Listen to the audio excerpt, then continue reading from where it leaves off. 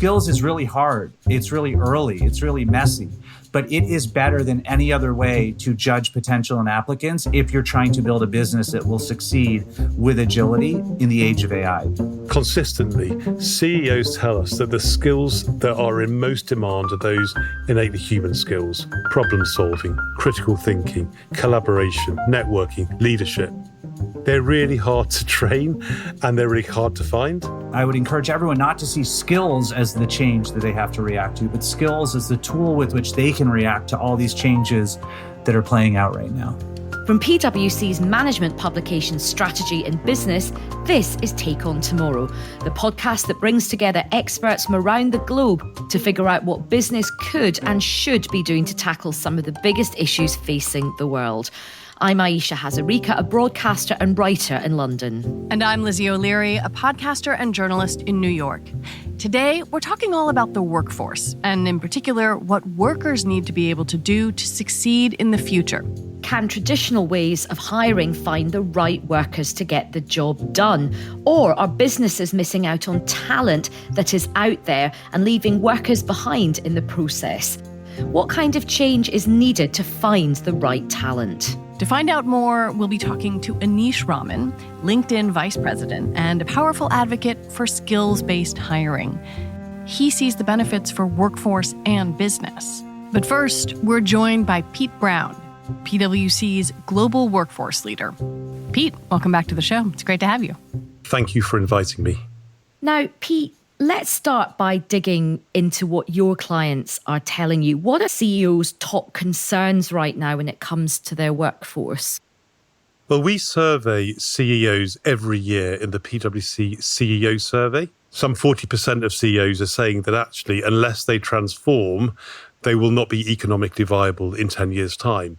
So I think focus on getting the right talent, the right skilled people into an organisation is key. Because at the end of the day, organisations undergoing transformation require a motivated, empowered workforce to deliver against that strategy. And right now, we know that over half of CEOs state that finding that talent and that skilled workforce is in their top 3 priorities. It's been such a turbulent few years. We've had the COVID-19 pandemic. The economy is incredibly uncertain at the moment. What would you say are the biggest concerns facing the workforce right now? Now, it goes without saying, and it's very consistent, that workers want fair pay, but there's a whole number of other things that's on their minds.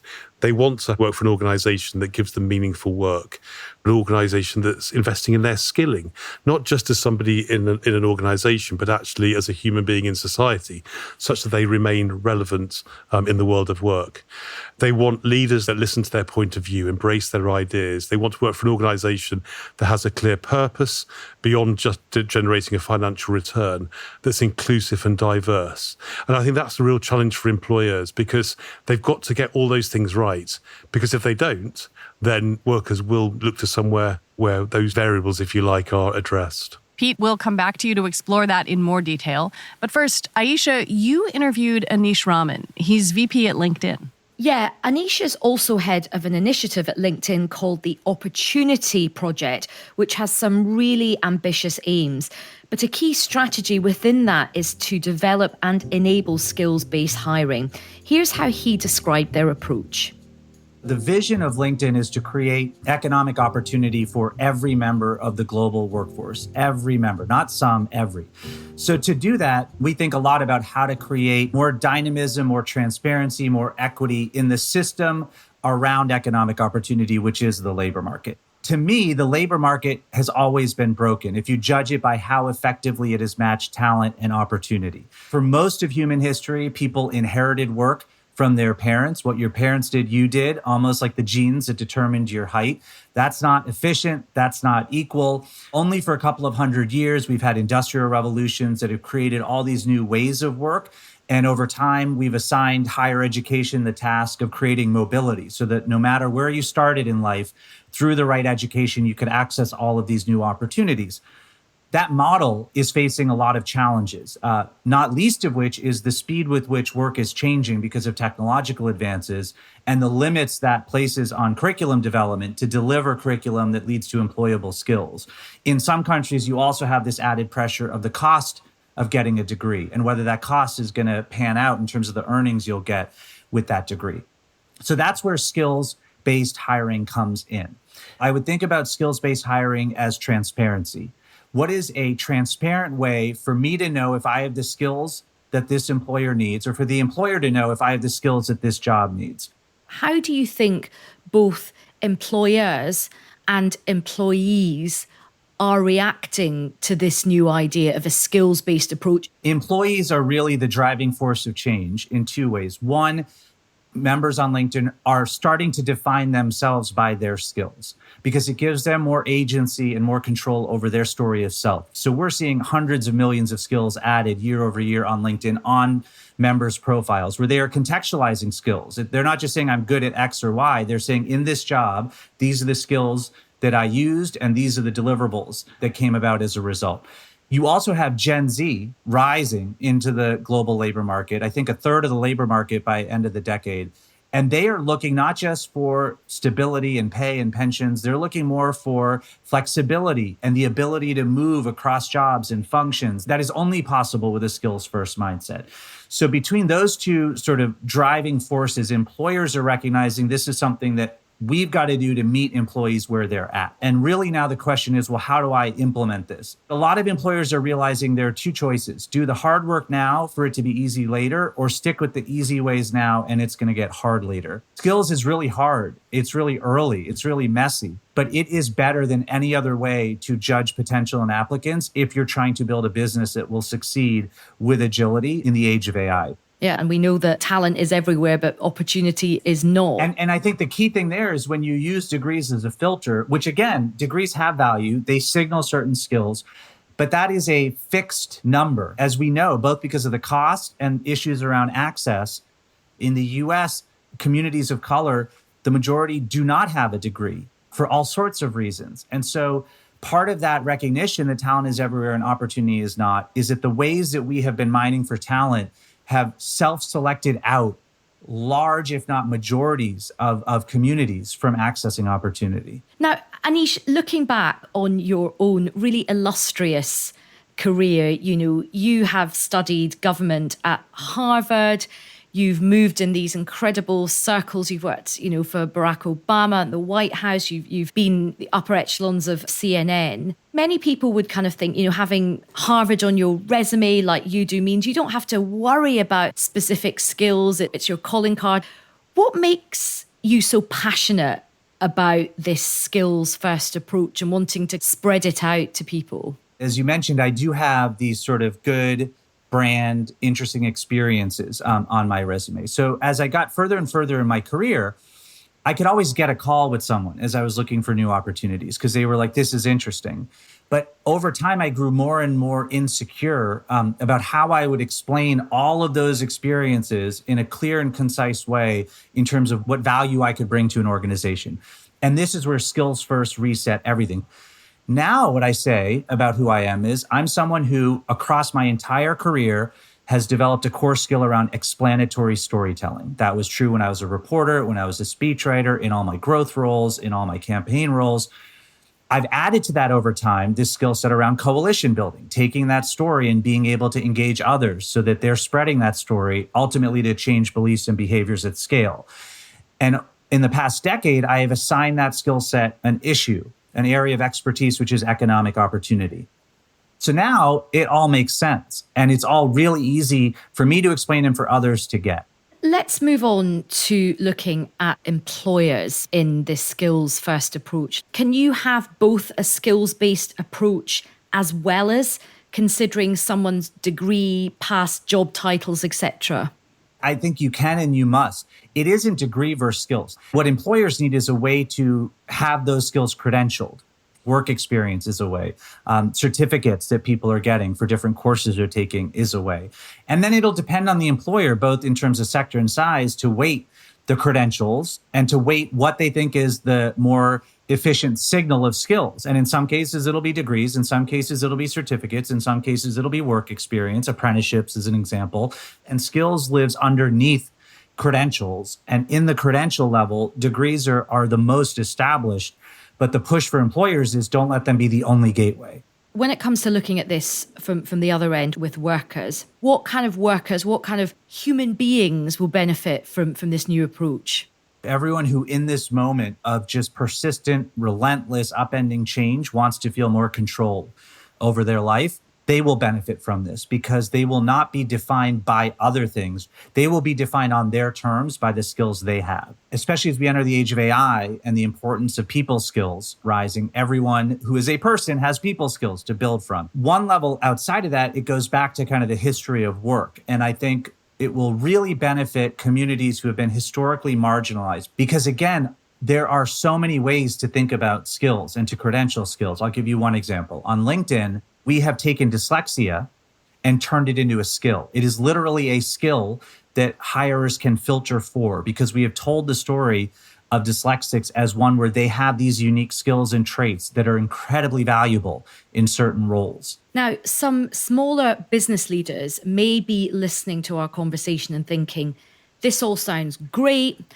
but it sounds like something for big corporations, big organizations with specific dedicated HR departments, HR budgets. Can this approach apply across all sizes of businesses? What's interesting is I think it is easiest to get going the smaller you are. You have tremendous urgency to hire well. When I was at a startup, the amount of attention and diligence we did on hiring was extreme because the smaller you are, the more one employee can affect where you go. And then a lot of what companies need to do is easier to do at smaller scale. You've got to make this a C-suite priority, a leadership priority. You've got to start somewhere. Like you've just got to zero in on one department, on one practice, and just begin thinking differently about how you hire, how you train. So it's actually the bigger companies where this is hardest because they are now having to think about changing beliefs and behaviors at scale at once. And when you look across different sectors or different countries, can you identify and give us some sort of suggestions? Who do you think is going to really take advantage of this in the future? India is an example of a country that is fully incentivized to do this because India is home now to the world's biggest population. It's home now to the world's biggest Gen Z population. It's now the 5th largest economy in the world and wants to keep rising.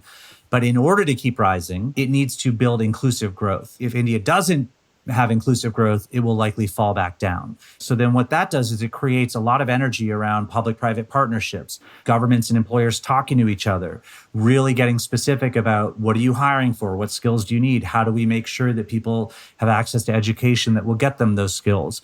Skills is an everyday conversation there because if you remember too in India, when that outsourcing boom happened, no colleges were teaching customer support. So employers had to get out there and create curriculum to fill those jobs that were suddenly appearing in India. So there is a history too of employer as educator, an employer working with state governments and city governments to build pipelines into employment. It's happening in, Brazil and all the developing countries, the countries that are looking to rise. This is becoming more critical to how they do that. And then I think that you're seeing movement in countries like the US as well.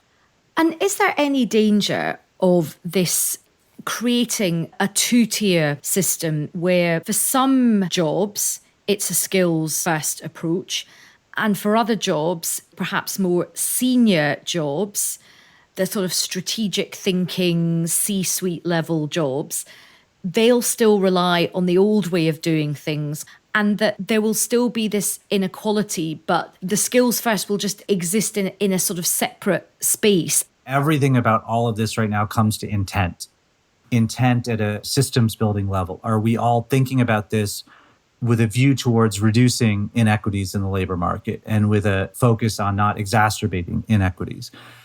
What's interesting about AI is that it is not what automation was seen as, which is something that was coming explicitly for first-line workers, entry-level work, something that could really exacerbate inequity.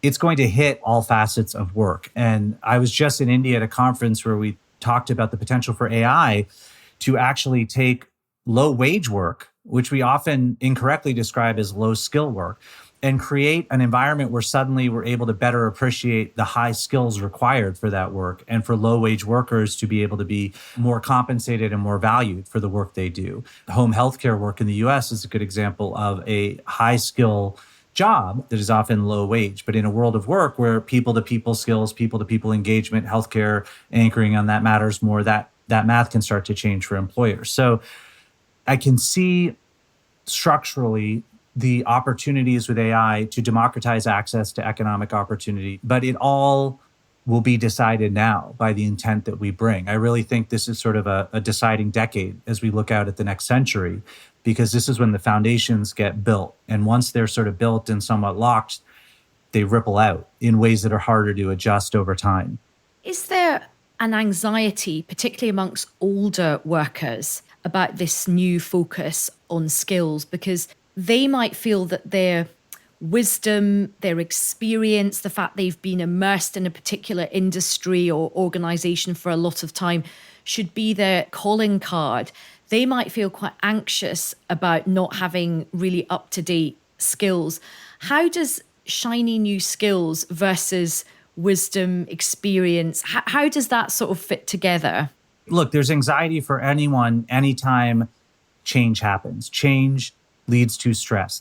But to me, skills isn't the change. Skills is an answer to a world that is changing around us because of technological change, because of worker expectation change coming out of the pandemic. So to me, skills is the thing that decreases stress against the changes that are causing a lot of stress for people that are external, because skills you can control.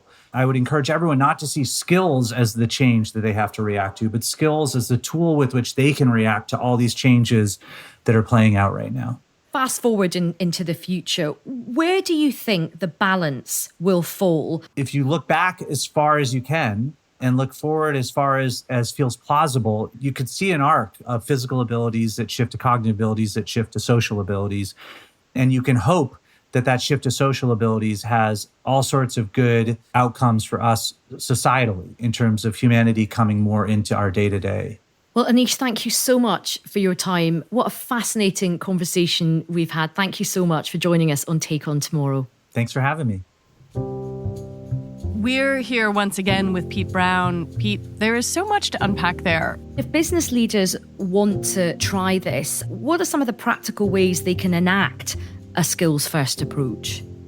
I think the first thing I'd start with is the culture of an organisation. It goes without saying that for such a large change, it requires sponsorship at the highest level and commitment and demonstration of that from the board level. But I think there are a few sort of practical things that organisations can do.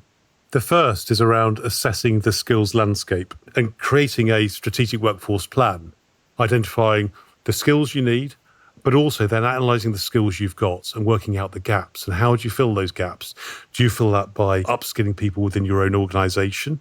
Do you hire in gig workers? Do you hire in permanent workers? Where do you find that talent? And I think that's where technology really comes in to help in terms of identifying those kind of locations. When business leaders are thinking about a skills-first approach, is this something they think about when hiring, or can this be done with employees who are already in the organization?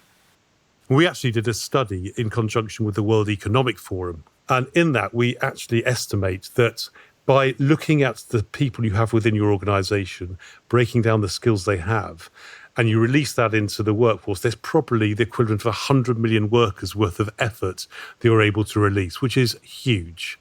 And so I think, yes, both markets, the external market and the internal market, but I'd really focus us on the internal market first because there's so much untapped and willing potential there. And what do you see as being the biggest barriers to this style of approach being adopted more widely?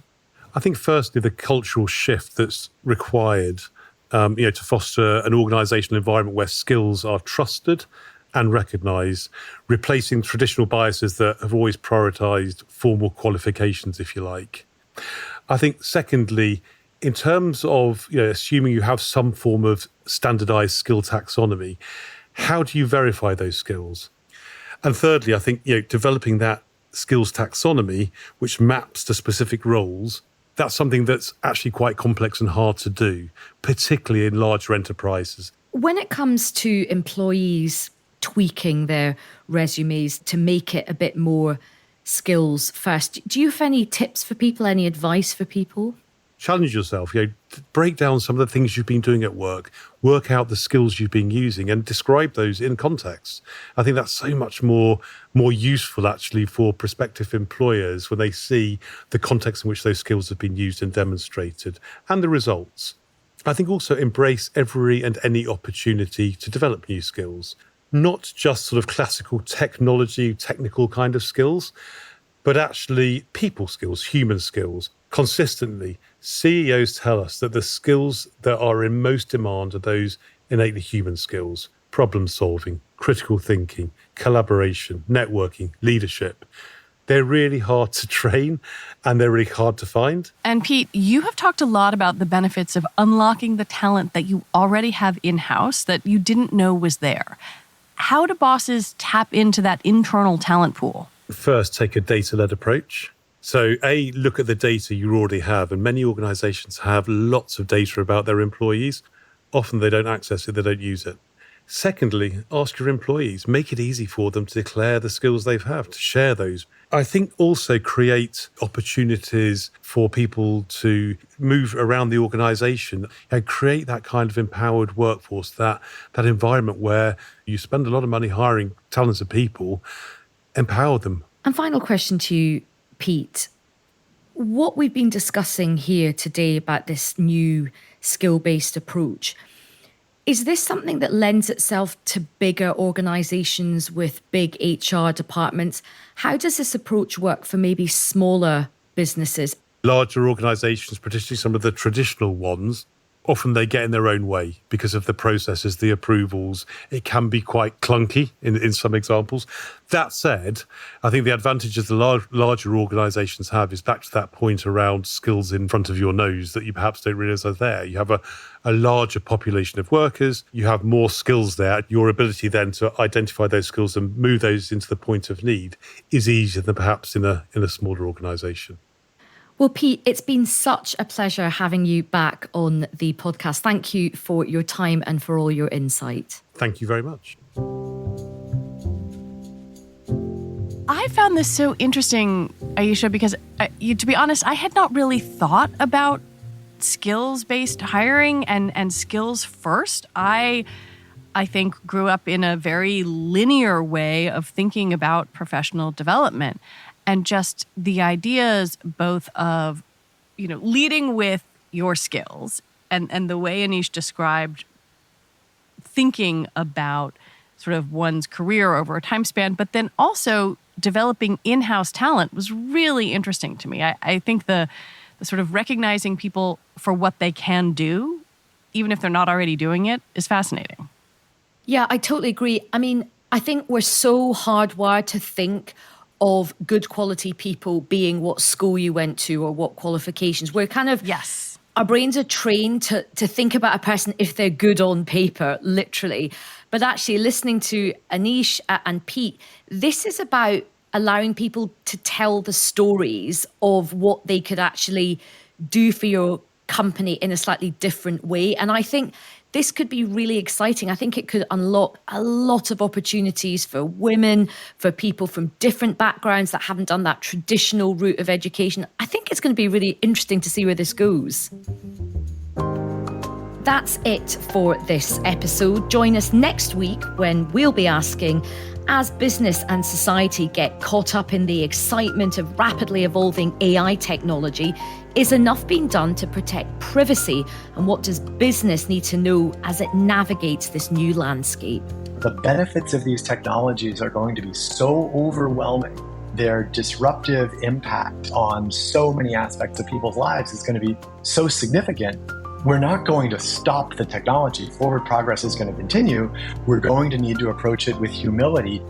Take on Tomorrow is brought to you by PwC's Strategy and Business. PwC refers to the PwC network and/or one or more of its member firms, each of which is a separate legal entity.